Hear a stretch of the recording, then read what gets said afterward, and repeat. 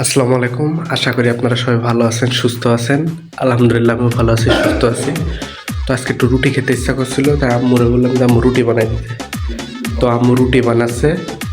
তো চলুন দেখি কিভাবে রুটি বানায়। তো প্রথমে একটি বড় পাত্রে আটা, লবণ আর গরম পানি মিক্স করে নিয়েছে। আর এটা হলো আমাদের মাটির চুলার রান্নাঘর, যেখানে আম্মু বেশিরভাগ সময় পাতা এবং লাকড়ি দিয়ে রান্না করে। আর এটা হলো আমাদের আম গাছ, কি আম আমি সঠিক জানি না। তো এবার রুটি বানানোর দ্বিতীয় ধাপে আমরা চলে এসেছি।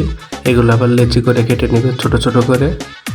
এবার লেচিগুলোকে আলতো হাতে গোল গোল করে চাপ দিয়ে একটি গোলাকার আকৃতি ধারণ করানো হবে। এবার 3 নাম্বার ধাপ সব থেকে কঠিন, এটা রুটি গোল করতে হবে। রুটি আসলে গোল আকৃতি না হলে দেখতে সুন্দর লাগে না। তো ব্যাস হয়ে গেল পারফেক্ট একটা রুটির সাইজ। এবার এটি খোলায় শেখার জন্য প্রস্তুত। মাটির তাওয়ায় রুটি বানালে স্বাদ অন্যরকম, আর যদি হয় সেটা মাটির চুলা এবং পাতা দিয়ে রান্না করা। ধীরে ধীরে চলতে থাকে। তো রুটিগুলো ধীরে ধীরে ফুলতে ফুলতে বালিশের মতন হয়ে যাচ্ছে, দেখতে বেশ ভালোই লাগছে।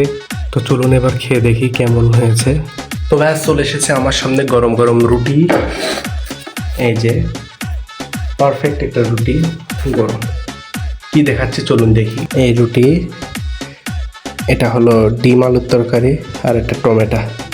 ব্যাস এই আজকের রাতের খাবার। তো একটুখানি আগে ঝোলটাতে ট্রাই করি।